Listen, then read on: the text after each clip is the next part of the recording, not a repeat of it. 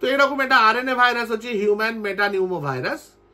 এটা কিন্তু অনেক দিন ধরেই আমাদের পরিবেশে রয়েছে। 2001 সালে প্রথম ডিটেক্ট হয়, তাও নেদারল্যান্ডে, কিন্তু সারা পৃথিবীব্যাপী এর ব্যাপ্তি রয়েছে। পিসিআর পদ্ধতি যখন আবিষ্কার হয় তারপর একটা একটা করে ভাইরাস ধরা পড়ে। তো পিসিআর মানে হচ্ছে পলিমারেজ চেইন রিয়াকশন। এটা এক ধরনের ল্যাব ইনভেস্টিগেশন যেটার মাধ্যমে ভাইরাস আইডেন্টিফাই করা যায়।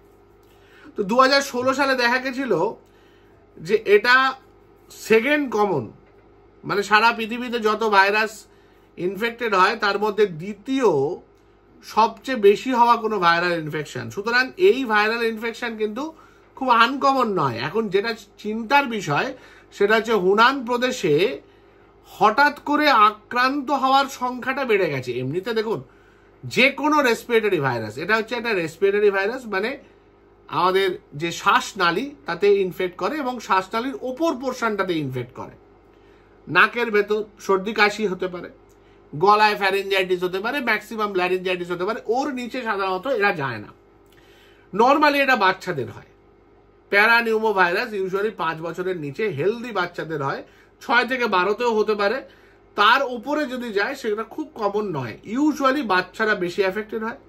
হেলদি চাইল্ড মানে এমন নয় যে খুব অসুস্থ বাচ্চা, সাধারণ বাচ্চাদের গায়ে, মানে মূলত এটা স্কুল কলেজে স্কুলের মধ্যে ছড়িয়ে থাকা ইনফেকশন। স্কুলে একটা বাচ্চা থেকে একটা বাচ্চা খুব তাড়াতাড়ি হয়। নর্মালি এই ধরনের ভাইরাসের কোনো অ্যাসার চিকিৎসা দিই না, চিকিৎসা নেই। ভ্যাকসিন ফেজ 1 ট্রায়াল হয়েছিল 2019-এ, এখনো ভ্যাকসিন এসে পৌঁছায়নি, বেরো করার কেউ চেষ্টা করেনি, প্রয়োজনও নেই। তার কারণ এই ভাইরাসটা 3-4 দিনের বেশি এফেক্ট করে না। নর্মাল যে ভাইরাল ফিভার আমরা বলি, আমরা এগুলোর জন্য কোনো টেস্টও করি না। যদি কোনো কারণে টেস্ট করা হয় কারোর ক্ষেত্রে হিউম্যান মেটানিউমো ভাইরাস পজিটিভ এলেও এতে আসতে পারে।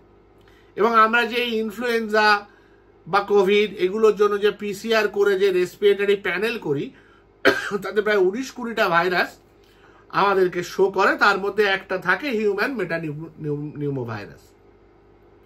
এটা সম্বন্ধে আপনাদের হয়তো পরিচিতি কম, কিন্তু আমরা ডাক্তার হিসেবে যথেষ্ট পরিচিত। এবং বিশ্বাস করুন, এই ভাইরাস আমাদের কাছে বিরাট গুরুত্ব কিছু পায় না, কোনোদিনই পায়নি। এবং আপনাদের কাছেও আমার মনে হয় গুরুত্ব বা ভাবার চিন্তার কিছু নেই। ভাবার চিন্তার দুটো কারণ। আজকে এই ভিডিওতেই এই কথাগুলো আমার বলার কথা না, বলছি তার পিছনে কারণ মাত্র দুটি। এক হচ্ছে ওটা ওই চীনের হুনান প্রদেশে হয়েছে, যেটা একটা এরকম অ্যাবনর্মাল ভাইরাস তৈরির কারখানা হিসেবে প্রায় প্রমাণিত হয়েছে। এবং ওখান থেকে যা ইনফরমেশন বেরোয়, প্রথমে বলা হয় যে সবই কোনো ঝামেলার কিছু নেই, ওরা মিস ইনফরমেশন দিয়ে থাকে। পরবর্তীকালে সেই কোভিড তৈরি হয়ে গেল, দেখা গেল কত মানুষ